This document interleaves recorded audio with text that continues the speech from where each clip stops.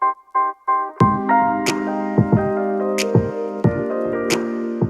everybody, welcome back for another video. I'm going to share with you guys a couple swings with one of my junior clients here, Wendy. She's 12. She swings it really good, has a lot of good pieces in her swing. Swing isn't done yet, as it's going to keep evolving as she grows older and gets stronger and taller, but there's a lot of key foundational pieces that are already in play, which I stress quite a bit with the juniors that I work with.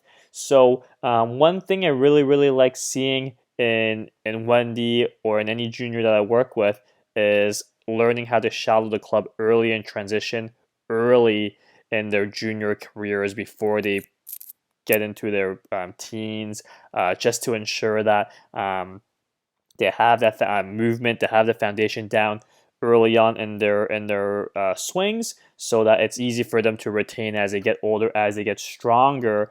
Because if you can shallow the club earlier in the transition, it affords you a lot more opportunities to hit different shots with while maintaining the structure through the downswing. So I'm going to show you guys what it looks like first in normal speed. I really like this right now.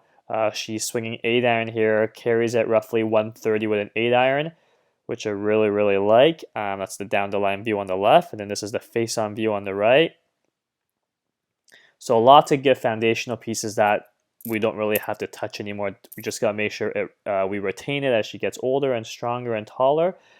So things that I really like with Wendy, okay? I really like that her hands get a little deep in the backswing, shaft stays steep, hands get high and deep and wide, and then the shaft lays off in early in transition. I love this move for her, especially for a lot of juniors. I prefer to help them learn this early on in the process, so we don't have to try to fix it as they become older. I don't like the juniors I work with to come down steep and then late shallow.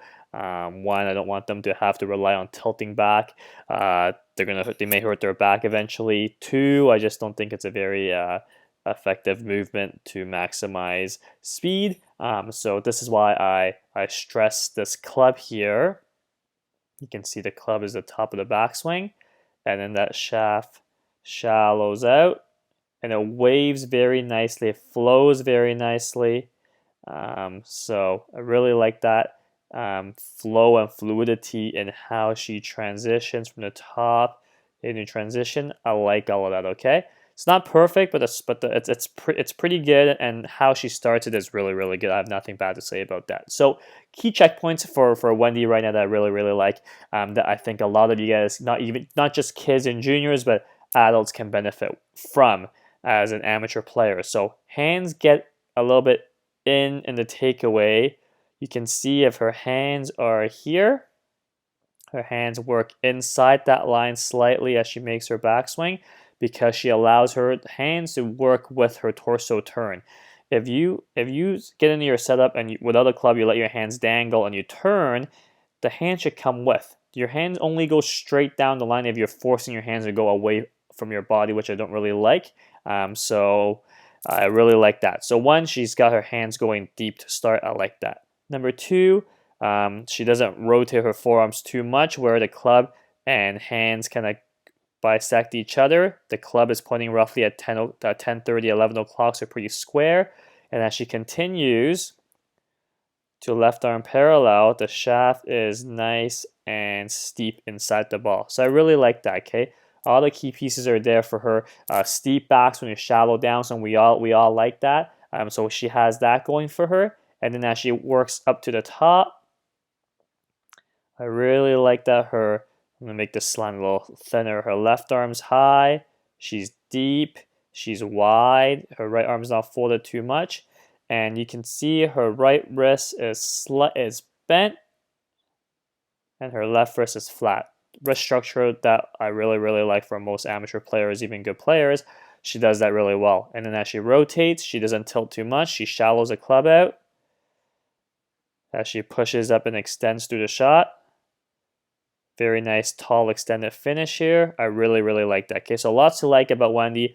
She uses the ground well, flows into the downswing very well. Great stuff.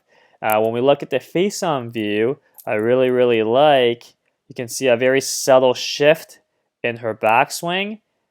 Some may think it's a sway, but I'm okay. I'm good with this because this little bit of a shift to help her start the backswing allows her to flow very nicely back into the downswing as she eventually as she finishes in her left foot. So when we look at that, things that I look for when we think about sway or no sway. Okay, I'm okay to feel a shift or a sway to start the backswing as long as the knee doesn't work outside the foot at the top of the backswing, and the hip stays relatively on this line as she turns. So if I play this slowly for you guys, you can see she has a little bit of a sway to start to shift the pressure, but her hip stays on that line, which I actually really like. And her knee, you can see her right leg is one straight line here, okay? When people sway or they retain too much knee flex in their right leg or trail leg, that knee starts going outside the foot and their right leg looks like that, which I don't really like. That's definitely not a position I like for most amateur golfers. I like that right leg looking straight from face on. You can see from the down the line view, it's not locked out by any means. It's lost flex to help her hips turn. It's straight in, but it's not locked out by any means. Okay, so that's a rough image for you guys there. So you can see great width. Okay, great big arc with the swing, which I really like. Great turn. You can see it back of her back. All that's good, and it helps her use her legs as she approaches the downswing, where she can see her kind of push down to the ground a little bit. She can actually push down in the ground a little bit harder, but because it's an 8-iron only, we don't really do it too much with her. But you can see really nice shift in the backswing that eventually leads to a nice shift in the downswing as she pushes back up. You can see she pushes up through the ground here. What I really like seeing is you can see that lead leg here start pushing up and extending as she pushes off her trail leg as well. They're both working hard. So leg straightens through the ball, and she's completely straight and tall. Very tall finish at the very end. Very tall here. I like that. A lot of players who don't use their legs properly, what they will see from the face-on view is that left leg stay bent through impact for too long. It's actually still bent at this point, and in the finish, instead of being completely straight because you've completely pushed off, their lead leg is actually still a little bit bent. So we don't want that. Okay, we don't want that lead leg a little bit bent in the finish if it's doable. For most healthy adults, I think it is doable. So good things that Wendy is applying into her swing right now. So key takeaways that I think most junior golfers can do from an early age to set the rest of their golfing career on a less stressful timeline when it comes to making changes or when it comes to improving is one, really learning how that shaft shallows out in transition. I really like that. And two, embracing their athleticism by letting the legs push into the ground and then push off the ground to create speed. Okay, that paired with great backswing structure with a nice turn, wide, high hands, deep hands, love all that stuff, love the width, love everything about this, will allow you guys to hopefully continue on an upwards trajectory in your golfing life, whether you play competitively or not. For amateur players, for adult players, this is still a really great model to apply towards, where you get your hands high, you get your hands deep, you get nice width. You know, I think a lot of people will say, "Oh, I'm not as flexible as a 12-year-old girl." But the thing is, for most healthy adults, if you apply the right concept and the right feels, you can get that high and deep and wide. There's only been less than a handful of golfers where they're literally that physical limitation is kind of holding them back. And there's always workarounds. Totally cool.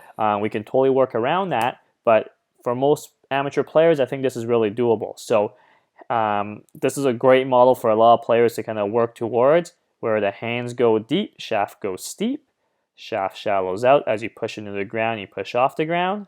Love it, okay? So I'm going to play it one more time for you guys in full speed. Love the flow. Notice how slow Wendy looks in transition because she does not pull her hands down. Okay, she's not pulling her hands down in the downswing to create speed. She lets that shallow out as she pushes off the ground. So really like that. The slower your transition looks, usually the less pull down you're doing. Love that flow. 138 iron carry is really happy with where we are at 12 years old with Wendy. Only going to get further from there. Face on view. Love that subtle shift to start that takeaway, to load pressure in the inside right heel. Love the turn and the width and the height that allows you to be very athletic in the downswing into the very tall, extended finish, which shows she's completely pushed off the ground and released her speed. So one more time for you guys. Love that movement. So only going to get better. I'm really excited to see how this season goes whenever we do start playing golf later this year. So hopefully this video helps some of you guys. Hopefully everyone's staying safe to the best of their abilities. Any questions, leave in the comments below, and we'll catch you guys next time. Thanks, guys.